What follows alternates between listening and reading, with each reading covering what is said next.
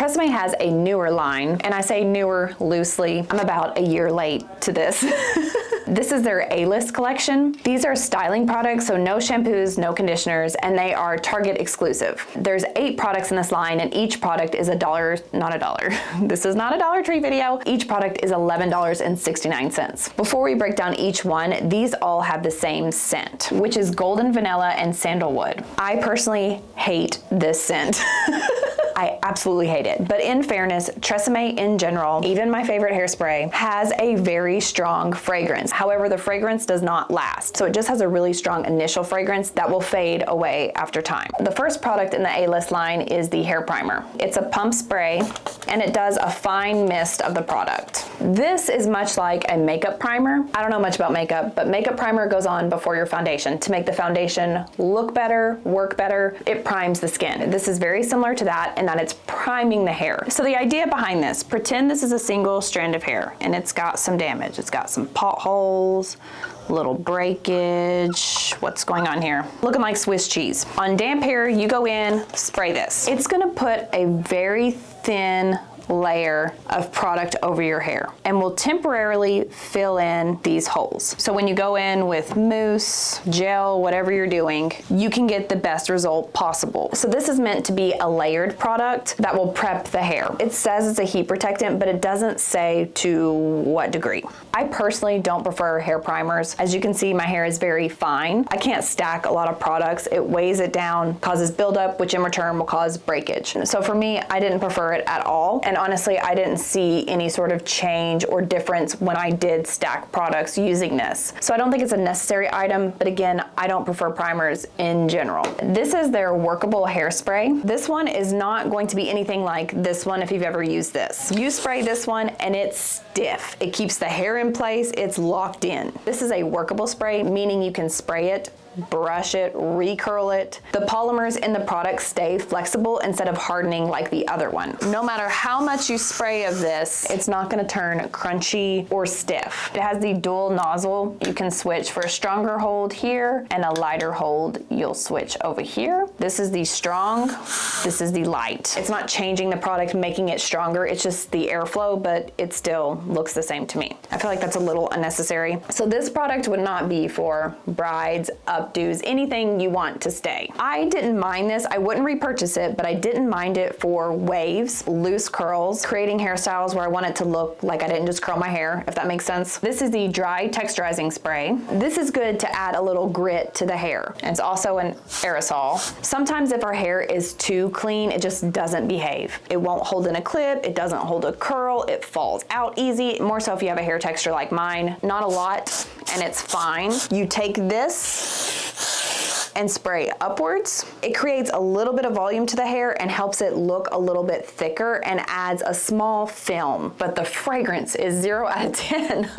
It's definitely my favorite and the one I've used the most. I like to use it on my bangs to lift them up so they're not stuck on my head. This is the one I use the least. It's their styling stick. I've used it a bit, but it came in a round shape, which is kind of odd. I think they're copying this bedhead one. It's a flat stick. These are used for slick back hairstyles. So taking it and going like this, so it would need to be flat. The round shape I just found to be very odd, but that's a small complaint. Obviously, eventually it will turn flat. If you've ever used this one works great. This stick is pretty similar, but it has more coconut oil in it, so it's going to help it glide better, but because of that, it's not going to hold or be as stiff. So if you're looking for a really sleek style, you'll want to use this one, and I believe it's a little bit cheaper also. This one will do it, just not as well. I mainly used it like this. I would put it on my fingers and then tame flyaways and try to control the frizz on the ends. So for me, this was a pass in general, but if I were to need a hair wax stick, I would go with this one. This is their hair fragrance or hair perfume. It's a pump spray. It goes on dry hair.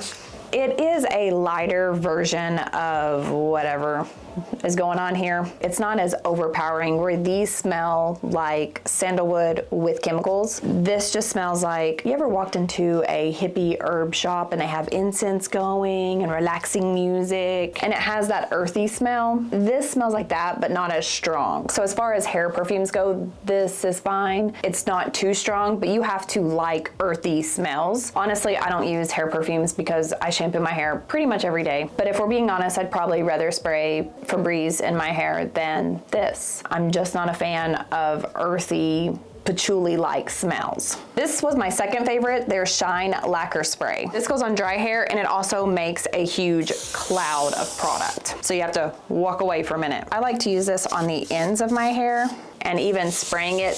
Look at all that product in your hands and then running it through. You have to be careful though, because this product a little goes a long way. If you spray too much, it's going to dry, but it's going to leave this wet, greasy look. I don't ever slick back my hair anymore. You know, like a sleek bun. I feel like every time I do that, I just look like a Teletubby. Someone wearing a bald cap, it just looks weird on me. But it would be nice to put this in a bun, really sleek with a wax stick, and then spray this so you get that really shiny, glossy hair. Love this, but again, hate the fragrance. This is their bonding oil. It's a pump, has a very similar texture to Olaplex number 7, very thin, so it's not like Paul Mitchell Super Skinny, which is a serum, so it's thicker, but it's just a thin baby oil-like consistency. I would consider this more of a finishing oil, and this more of a repair oil, just judging from the ingredients. Castor seed oil, soybean oil. It's making a really great finishing oil. It says you can apply it on dry or damp hair. Any kind of oils I typically do on dry hair. When I put it on damp hair, it's always too much, it's oily. So to use this as a finishing oil, get the flyaways, seal the ends, make it look healthier. It's great, I actually really like it. The Olaplex one has more bonding technology, which we don't really know what that technology is because a lot of it is beneath a patent. But I will say this one does make your hair feel really nice. The only thing that's not nice is that it's $30.